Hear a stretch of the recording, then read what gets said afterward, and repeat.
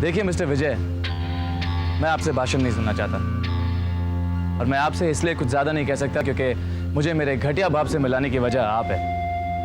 ना ही आप मुझे डीके को मारने के लिए हिंदुस्तान बुलाते और ना ही मैं अपने बाप के बारे में कुछ जान पाता। बेहतर यही होगा कि मेरे नज़र में आपके लिए जो इज्जत है उसे रहने दे। ये मेरा और मिस्टर विशाल का मामला है, आप बीच में ना बोले। देखो बेटा, मैं तुम्हारे पास सिर्फ इसलिए आया हूं कि मैं तुम्हारे दिल से विशाल के प्रति जो गलतफहमी है उसे दूर कर सकूं। बेटे, विशाल ने तुम्हारी मां को नहीं मारा। विशाल का कसूर सिर्फ इतना था कि उसने तुम्हारी मां के कहने पर डीके का साथ छोड़ दिया। डीके विशाल को नहीं छोड़ना चाहता था, इसलिए गुस्से से आकर उसने तुम्हारी मां का कत्ल कर दिया। तुम्हारी मां का कातिल विशाल नहीं है करण, डीके है। डीके? हाँ, डीके समझता था कि विशाल इससे डरकर शराफत की जिंदगी छोड़कर उसके पास वापस चला आएगा, लेकिन विशाल ने ऐसा नहीं किया। उसने अपने दिल पर पत्थर रख लिया और आज वो जो जिंदगी जी रहा है उसका सिर्फ एक ही मकसद है कि वो डीके से बदला ले सके।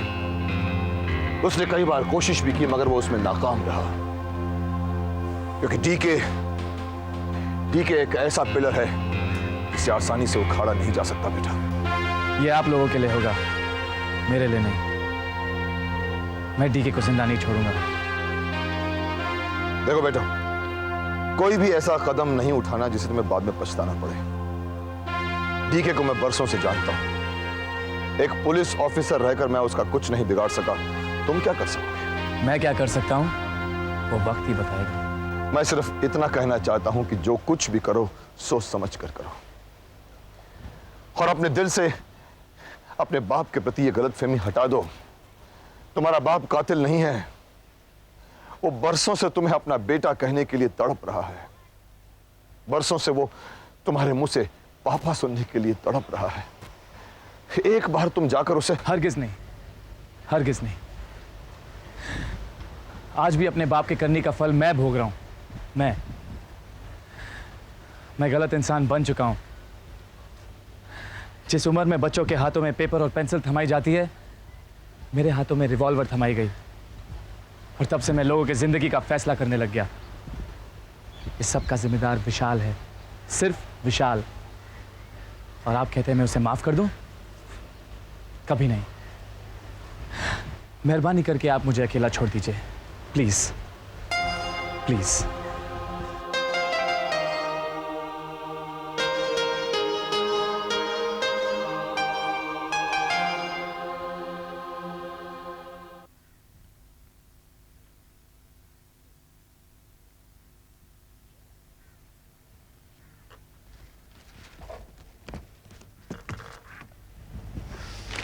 करण बेटा, तुम?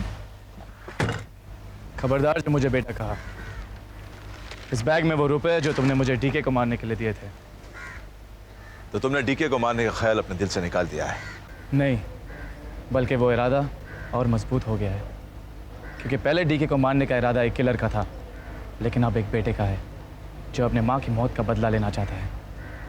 और अपने माँ के कातिल को मारने के लिए मैं पैसे लूँ तो मेरी जिंदगी पर लालत है। तू ऐसा क्यों सोच रहा है करण?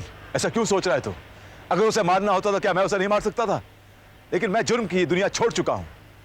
डीके को मारेंगे उसके हालात, उसका बुरा वक्त मारेगा उसे। मैं नहीं चाहता कि डीके की मौत का इल्जाम हमारे सर पर आ जाए करण। ये बुज़दिलों का काम है और मैं बुज़दिल नहीं। अब डीके को मारना ही मेरा मकसद है। लेकिन मैं नहीं चाहता कि कोई भी जुर्म तेरे हाथ से हो। मैं नहीं चाहता कि तेरे ऊपर कोई जुर्म का इल्जाम लगे करण। आप मुझे अपनी तरह समझते हैं? उस माँ जिसने मुझे अपने कोख में 9 महीने रखा, जिसके पैरों में स्वर्ग होता है, उस माँ के कातिल को मैं माफ कर दूं? अभी नहीं, बल्कि उसे मारते अगर मैं अपनी जान भी खो दूं ना, तो ये मेरे लिए एक मामूली बात होगी। देखो बेटा, मत कहो मुझे बेटा, घिन आती है मुझे उस शब्द से। न तुम मेरे बाप हो, न मैं तुम्हारा बेटा हूं। हम दोनों एक दूसरे के लिए उसी दिन मर गए थे जिस दिन मेरी माँ मर गई थी। और जब हम एक दूसरे के लिए मर ही चुके हैं तो इस खोखले रिश्ते को जिंदा रखने का कोई मतलब नहीं है।